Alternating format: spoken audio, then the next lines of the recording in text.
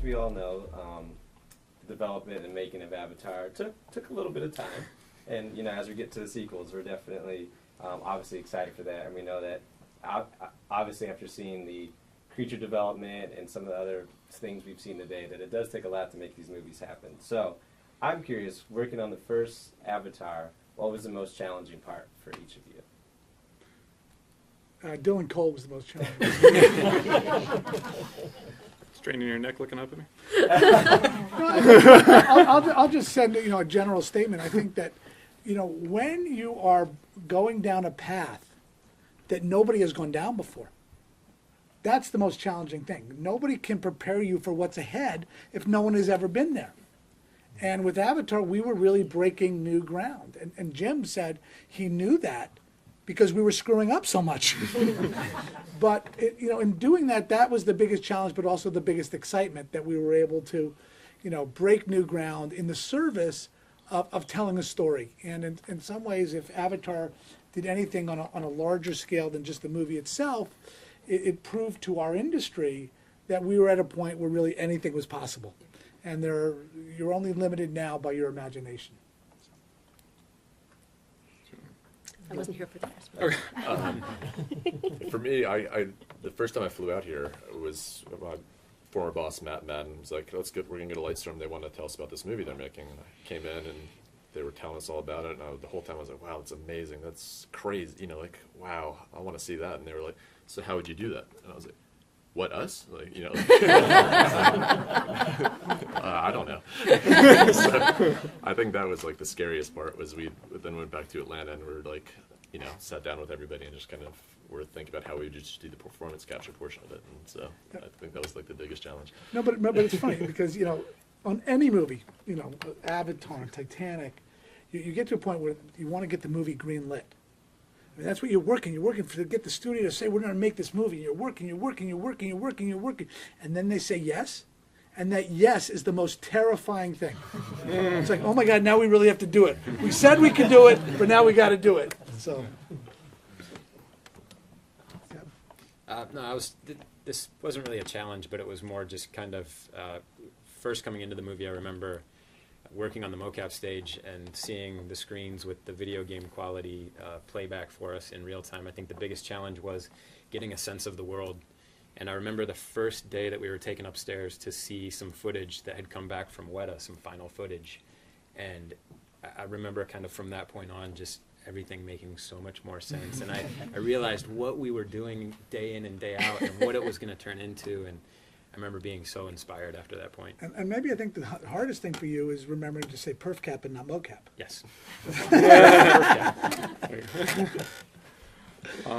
Yeah, I think the hardest thing for me on the first one was, I think, just finding the balance of what's alien versus recognizable and familiar. Just given the themes of the movie, it was so environmentally conscious, you needed to relate to that here on Earth, and so if you had a planet that was too alien, trying to preserve it didn't resonate as much. So we're trying to have this push and pull of alien planet versus familiarity, and of course just working with Jim, just knowing that he is so specific and cares so deeply about this, and kind of just trying to find that balance of what he wanted.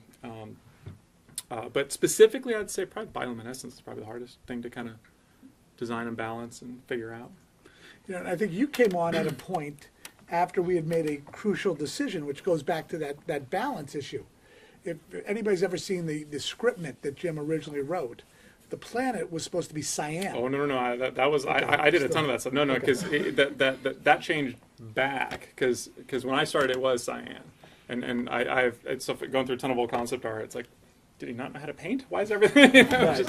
And we found that cyan, for the reasons I mentioned, that we naturally have a visceral reaction to green, meaning life and all that stuff. And so just for the themes of the film, Jim eventually realized that it needed to be green, but and also just artistically, we use blue for atmosphere and for showing depth and in these epic landscapes. And so if you have cyan falling off the blue, you have a very narrow color range. And so it also it wasn't far off enough. It wasn't red. Okay, I get it. It was close enough to green where it was just kind of awkward. So what we did a predominantly green jungle, but then would have these color accents to help show the alienness of it.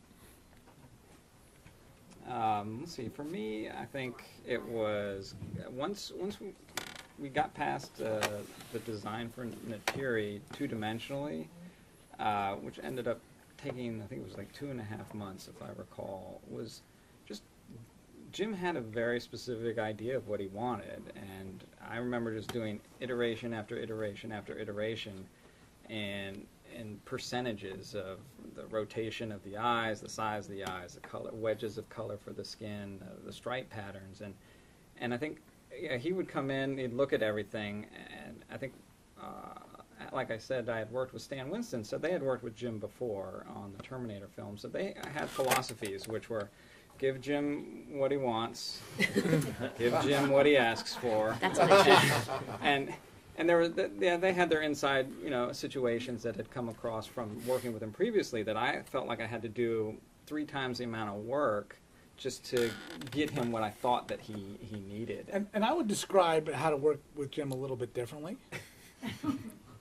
Don't give him what he asks for. Give him what he wants. They're 2 different things sometimes. Indeed. But once we got over that, I think, it was Grace. She was the most complicated to kind of... Because I think she was the most work out. familiar. Yeah. Everybody has an impression of Sigourney. And, how do you represent that in an avatar where we want it to be the slightly younger version of her and all these things. And, Yeah. Sam, people weren't that familiar with. Neytiri we never saw as a human. So Grace was the challenge. And of course, just her features to begin with are the antithesis of Na'vi Right. features. Yeah. Right. I mean, that was the thing. We thought we had a methodology down. We're like, all right, we got Zoe, we got Sam, we're going through the other characters. We'll just apply that same philosophy to Sigourney Weaver, and it just didn't work. And we're like, okay, what do we do? How do we go about it? And so that took a lot to get through. But I think with everybody's input from Weta all the way back down to you guys and Jim, they were able to work it out. Yep. Which creatures took the longest to finally nail down?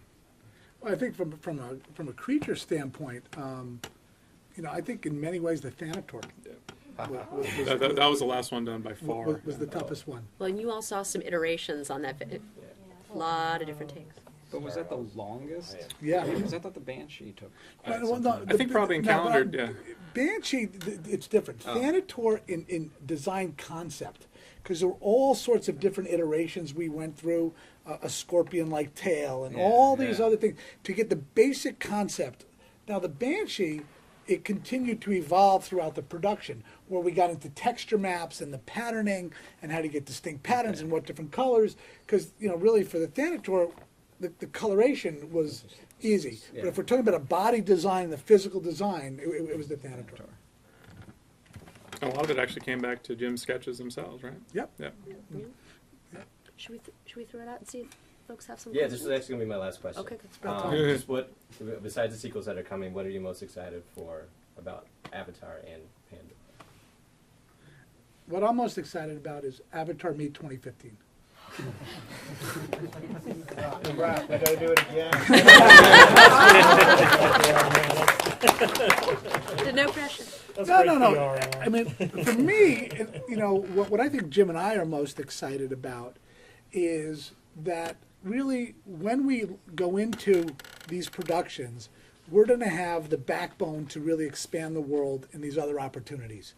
And to build on something that story-wise is actually about something that I believe is meaningful. And so many movies, so many novels, so many TV shows, that doesn't exist. And, if we have an opportunity to go out there and present it, not just on the screen, but in books, online, in gaming, where we continue the term that Kathy uses, we continue the ethos of the brand. And, if there's some way we can have a little impact, a little influence, and make a difference in people's lives, which most movies can't do, that's what's most exciting to me. Awesome. All right, well, we'll take some questions from the crowd. Anyone want to kick off with the first one? I'd be happy to. Awesome. You had mentioned working for Imagineering. I have a very good friend who works for Imagineering right now. I think she's only been with them maybe less than a year. But she said that they're working on the project, the Avatar project, the scale models and everything. She said too much. She's under NDA. Who is she? It's publicly So announced. I was going to ask you, for whoever can answer this, is what can you tell us about what's going to happen, what you all are planning? I mean, I know that it's very, very top secret because she said that even a lot of people in Imagineering, it's top secret from them. So if you can tell us anything about what's going to be going on and what we have to look for, because I think as a group we have talked in the past about maybe all meeting down there. Yep. And I don't know if you have any information you can give or not. No, a fair amount has been released publicly, which I'm happy to talk about. Okay, that would be good. I don't know if anybody's been to Cars Land at Disneyland, but that was the first time that Disney has ever done an entire land dedicated to one IP. And they are going to do the same for Avatar. So it's not going to be a ride at Hollywood Studios. It's going to be at Disney's Animal Kingdom in Orlando, Florida, which is dedicated to very much the same kinds of themes and topics that Avatar is. And there will be an entire land in which you will essentially be able to go back to Pandora in Orlando, Florida. And it's very exciting. There are multiple attractions. You will be able to experience some of the things that we would all like to experience from the film. And it will really be a completely immersive experience, complete with floating mountains. There's art online. I think they released the 4 big images. But I think even when people look at the art, it's very hard to understand the scale that they're doing. It's impossible.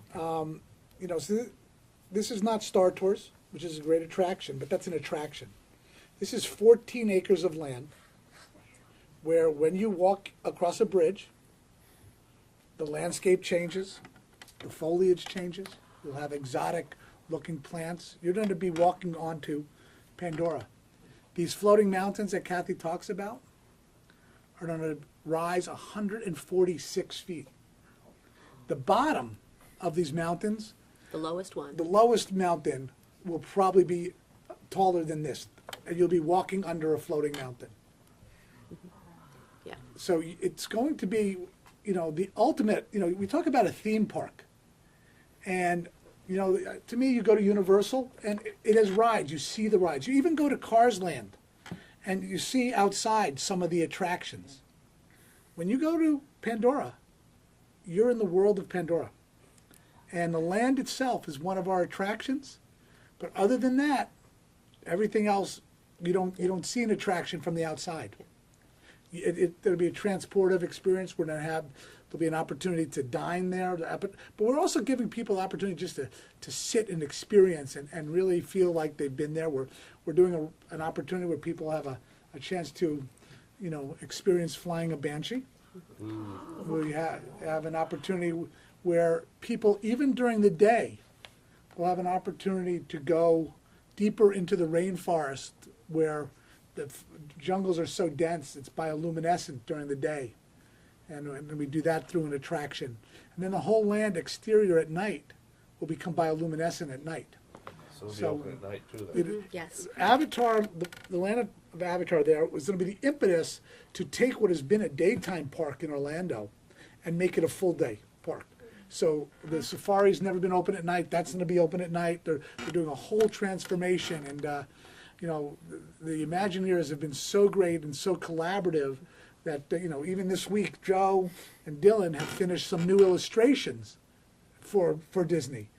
So they are really taking our input in how they're doing it and really pushing technology to deliver rides and attractions that will, you know, transform the theme park experience. So. Scheduled for 2017. That was going to be, is that pretty much written in stone? They've broken ground and Okay. they're marching towards it. Yeah. Hey, The steel's thank you going all in. for taking the Sure. time. Of In course. back. You're not the back. He's the back behind you. No, they will come back to you. Along the lines of the Avatar Land, is it going to include stuff from the upcoming sequels, or is it just going to be kind of based in the first film? what we have currently? There will be hints of things from the sequels in there, and we are prepared to, as the sequels roll out, to update them and make everything feel current. But even on opening day, there will be stuff that exists in the land that you will think is new, and see how it plays out, in the films.